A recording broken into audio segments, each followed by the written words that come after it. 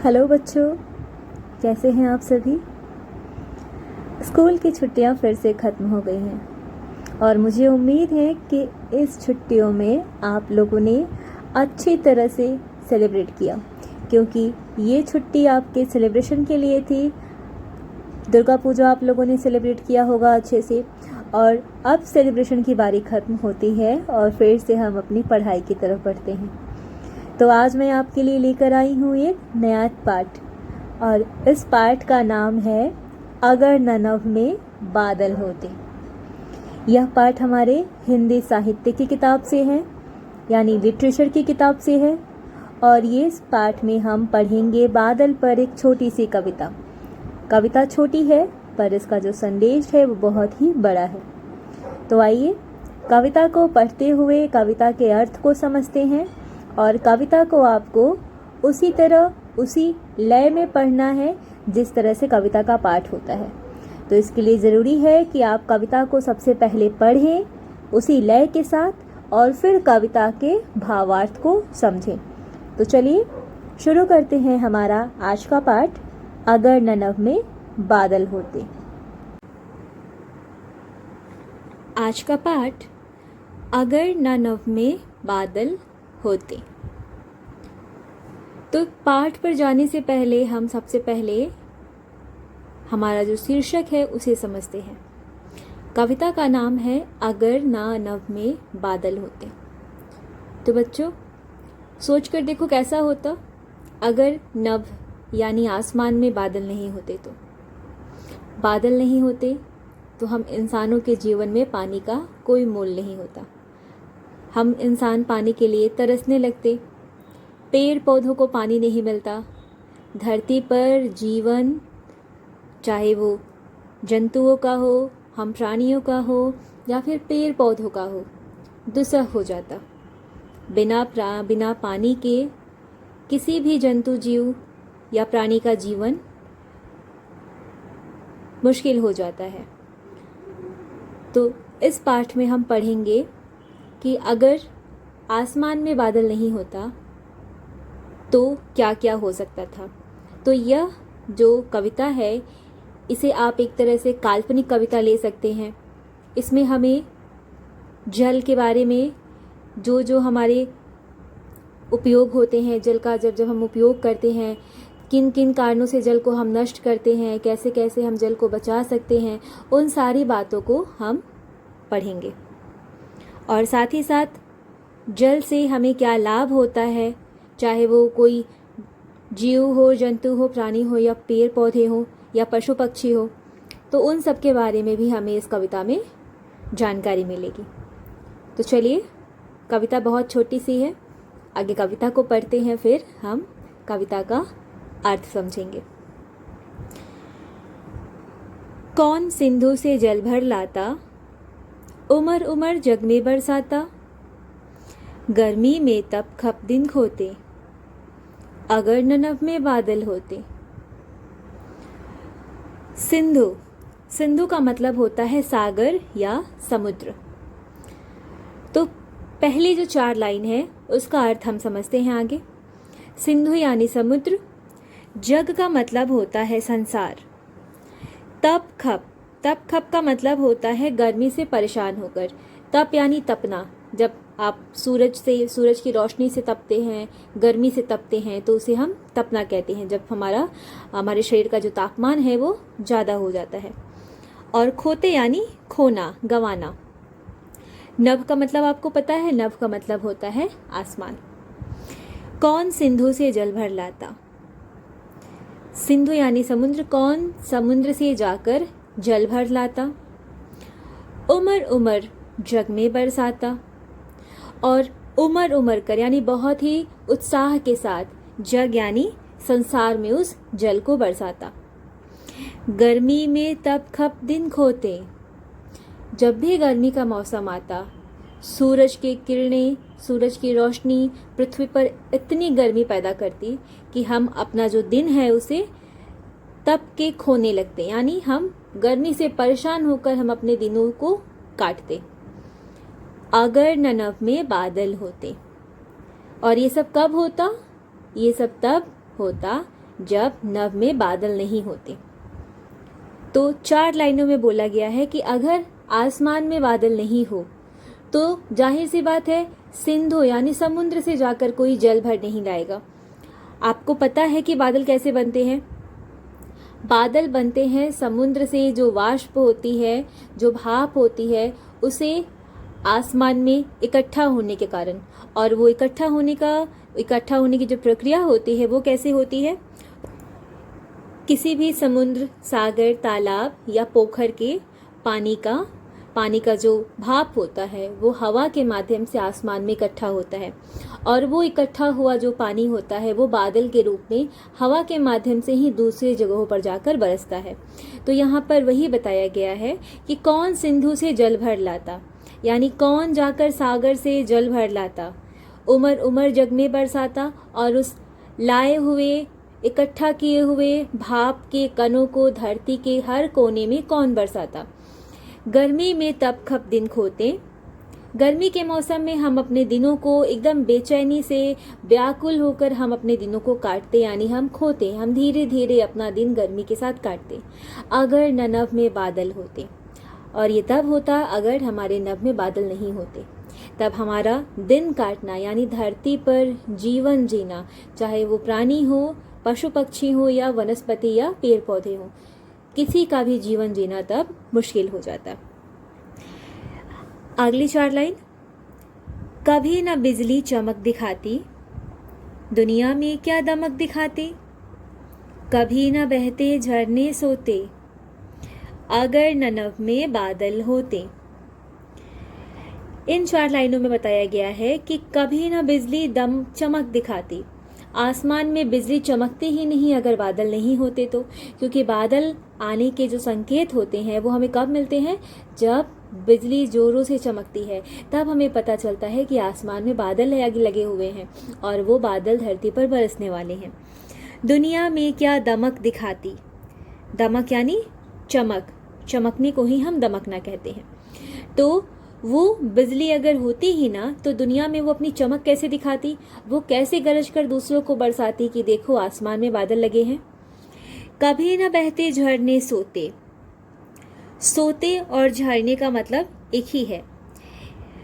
तो कभी न बहते झरने सोते, ये जो आप देखते हैं संसार के हर कोने में जो झरने बहते हैं, जलप्रपात बहते हैं, ये सब कैसे बहते हैं? पानी की वजह से बहते हैं। छोटी छोटी नदियों के पानी झरने में आते हैं और वो झरने की पानी पहाड़ों से गिरते हुए फिर नदियों में मिलते जाते हैं। तो ये जो हमारा पूरा प्रोसेस होता है, प्रक्रिया होती है, जिसे हम वाटर साइकिल भी कहते हैं, ये एक दूसरे से आपस में जुड़े होते हैं और इस तरह पानी एक दूसरे से मिलकर हर जगह बहते रहते हैं। तो पानी कब बहती? अगर दुनिया में, संसार में झरने ही नहीं होते, सोते ही नहीं होते, तो क्या होता? डेफिनेटली पानी नहीं मिलता हमें। अगर न नभ में बादल होते, और झरनों के लिए, नदियों के लिए, सागर के लिए, समुद्र के लिए, सबके लिए क्या जरूरी है? बादल। क्योंकि देखिए, मान लीजिए आप किसी समुद्र को देख रहे हैं, समुद्र का जो पानी है वो समुद्र के ऊपर भाप बनकर उठकर हवा के माध्यम से वो दूसरी जगहों पर जाकर बरसता है, उन जगहों पर भी जहाँ पानी मौजूद नहीं होता। जैसे रेगिस्तान वाले इलाके में क्या होता है? वहाँ पर चारों बगल सूखा होता है, पानी आसानी से उपलब्ध नहीं हो पाता है, लेकिन वहाँ पर कृत्रिम तालाब यानी मनुष्यों के द्वारा बनाए गए तालाब में पानी को रखा जाता है, भरा जाता है और वो बाद में उसका उपयोग किया जाता है। लेकिन ये तभी संभव हो पाता है जब उन तालाबों में पानी भरता है, और पानी कब भरेगा? जब आसमान से बारिश होगी। तो इसके लिए ज़रूरी है कि बादल उन जगहों पर जाएं और वहाँ पर बरसें। इसी तरह क्या होता है कि हर जगह बादल जाकर बरसते हैं और उन जगहों पर उन बरसे हुए पानी को इकट्ठा किया जाता है ताकि वो भविष्य में काम आ सके। लेकिन ये तभी संभव हो पाता है जब बादल बरसते हैं। तो इसीलिए बोला गया है कि अगर न नभ में बादल होते तो ये जो सारी बातें हैं ये संभव नहीं हो पाती। ना बिजली चमकती, ना दुनिया में उसकी चमक पता चलती, और ना ही ये जो झरने हैं, ये जो जलप्रपात है ये बहते। क्योंकि सभी के लिए क्या ज़रूरी है? पानी ज़रूरी है। और अगर पानी ही नहीं बरसता, बारिश ही नहीं होती, तो ये सभी मुमकिन नहीं होते। अब आते हैं अगली पंक्तियों में। अगली पंक्ति, मोर न खुश हो शोर मचाते, मेढक कभी न टरटराते, प्यासे मरते चिड़िया तोते, अगर न नभ में बादल होते। तो यहाँ पर क्या बताया गया है? यहाँ पर बताया जा रहा है कि अगर नभ में बादल नहीं होता तो ये जो मोर है वो कभी भी खुश होकर शोर नहीं मचाता, क्योंकि मोर कब खुश होते हैं? जब आसमान में बादल लगता है, यानी मोरों को पता चलता है कि बारिश होने वाली है और मोर खुशी से नाचने लगते हैं। मेढक कभी न टरटराते, मेढकों का टरटराना भी बारिश की वजह से होता है। बारिश जब होने लगती है, तालाब भर जाते हैं, तब मेढक खुशी से टरटराते हैं, यानी वो अपनी आवाज निकालकर अपनी खुशी जाहिर करते हैं कि उन्हें रहने के लिए बहुत सारा पानी मिला है। प्यासे मरते चिड़िया तोते, इसी तरह जो चिड़िया और तोते हैं, यानी आप सभी पक्षियों को ले सकते हैं, जितने सारे पक्षी होते हैं उनके लिए पानी जरूरी होता है। चाहे हम इंसान हो या फिर चाहे पशु पक्षी, हम कुछ दिन बिना भोजन के रह सकते हैं, ये बात आपको पता है, लेकिन हम भोजन से ज़्यादा पानी को महत्वपूर्ण मानते हैं। पानी हमारे शरीर के लिए बहुत आवश्यक होता है और हम भोजन के बिना कुछ दिन गुजारा कर सकते हैं, पर हमारा जो शरीर है या बाकी जीव जंतुओं का जो शरीर है वो बिना पानी के गुजारा नहीं कर सकता। तो प्यासे मरते चिड़िया तोते या बाकी कुछ जो जंगल के पशु पक्षी हैं वो प्यासे मरते, क्योंकि उन्हें पीने के लिए पानी नसीब नहीं होता। जंगल में पानी का जो माध्यम होता है, जो स्रोत होता है, वो नदियाँ होती हैं या तालाब होते हैं या पोखर होते हैं, और उनमें पानी कैसे जाता है? बारिश की वजह से जाता है।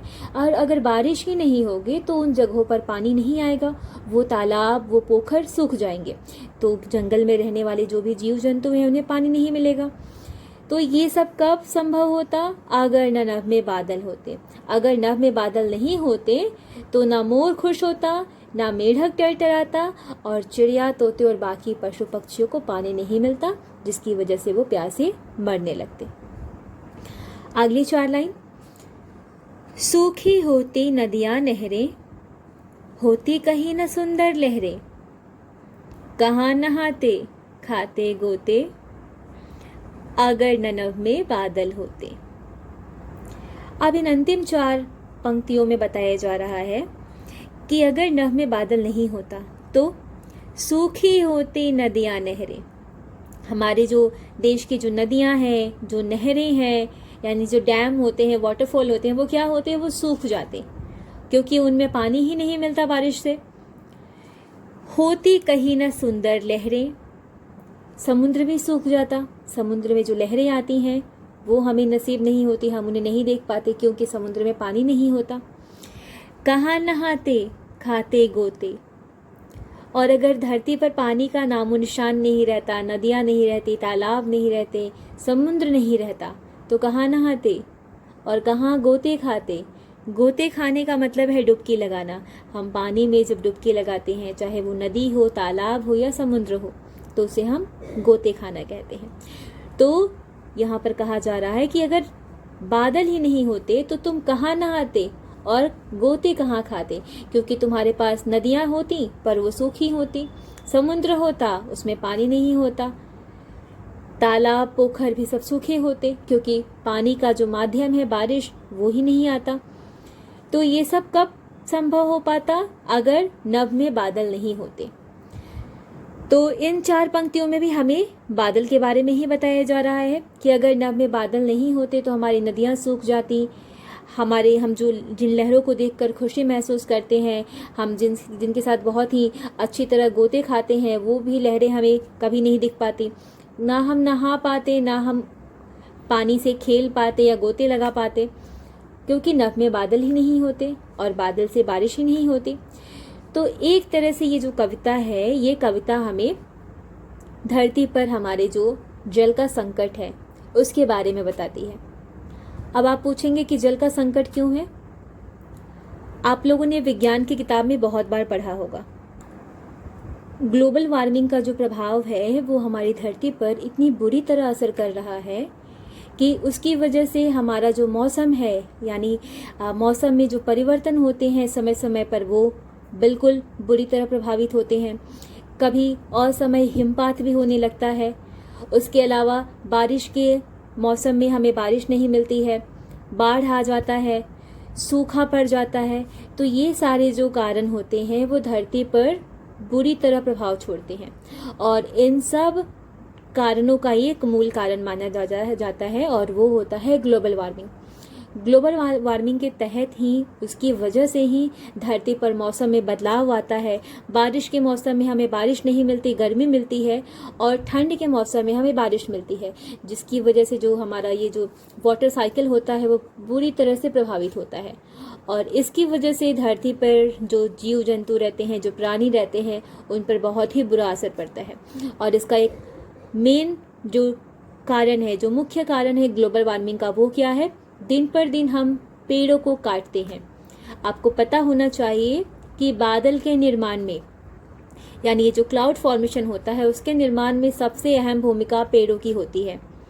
और हम इंसान दिन पर दिन शहर में रहने के लिए, फैक्ट्री बनाने के लिए, घर बनाने के लिए अधिकांशतः पेड़ों को काटते जाते हैं, जिसका प्रभाव ग्लोबल वार्मिंग को बढ़ाता है। तो इसीलिए कहा जाता है कि अगर आपको जीवन चाहिए, यानी धरती पर जल चाहिए, तो आपको अधिक से अधिक मात्रा में पेड़ लगाने होंगे। इसीलिए धरती पर पेड़ों को ना काटने की सलाह दी जाती है, और जितनी ज़्यादा मात्रा में हम पेड़ लगा पाएं, उतनी मात्रा में हमें पानी और ऑक्सीजन प्राप्त होगा, इसको बताया जाता है। तो एक तरह से हम पेड़ लगाकर ग्लोबल वार्मिंग को कम कर सकते हैं, और इस तरह से हम पानी को भी बचा सकते हैं। तो इस पाठ में हम लोग जल के जो मुख्य स्रोत है बादल, उनके बारे में हम लोगों ने जाना, और वो बादल धरती पर क्या क्या करते हैं, उन बादलों की वजह से क्या क्या संभव हो पाता है, किन किन लोगों को खुशियाँ मिलती हैं, इसके बारे में भी हम लोगों ने जाना। और साथ ही साथ ये भी कि अगर वो बादल ना रहें आसमान में, बारिश ना हो धरती पर, तो हमें कुछ भी नहीं मिलेगा, ना पीने के लिए पानी मिलेगा, ना नहाने के लिए पानी मिलेगा, और जो जंगल में जो जीव जंतु रहते हैं उनकी भी हालत बहुत बुरी हो जाएगी। कवि ने हमें इस कविता में ये भी बताया है। तो अब हम लोगों को पानी के लिए सचेत होना चाहिए। मुझे पता है आप सभी पानी को बचाते होंगे, पानी को बर्बाद नहीं करते होंगे, और पानी को बचाना बहुत सरल भी है, इतना मुश्किल भी नहीं है, है ना? तो ये तो 4 पाठ हम लोगों ने अच्छी तरह पढ़ा। पाठ बहुत ही छोटा है और पाठ का जो संदेश है वो बहुत बड़ा है। एक तरह से हमें इस पाठ में बादल के बारे में बताया गया है, और दूसरी तरफ से हमें इस पाठ के द्वारा पानी को सहेजने के लिए, पानी को बर्बाद होने से बचाने के लिए भी बताया गया है। तो इसी के साथ हम पाठ को यहाँ पे समाप्त करते हैं, और आप पाठ को अच्छी तरह से देखिए, कविता को समझने की कोशिश कीजिए, और शब्दार्थ पाठ के पीछे ही दिए हुए हैं। शब्दार्थ को पढ़कर कविता के भाव को अच्छी तरह से समझिए। जल्द ही हम मिलेंगे एक दूसरे नए वीडियो के साथ। तब तक अगर ननव में बादल होते पाठ को अच्छी तरह पढ़िए और इसके भावार्थ को समझिए।